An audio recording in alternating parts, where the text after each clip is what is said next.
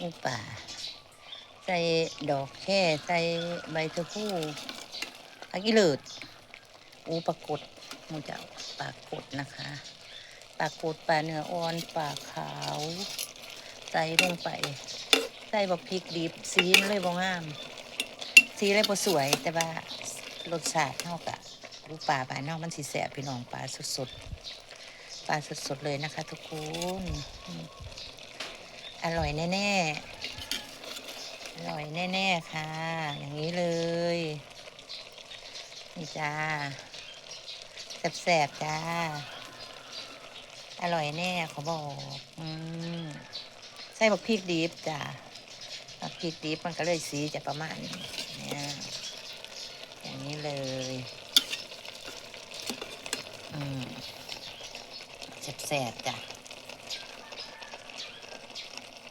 สวยๆงามๆ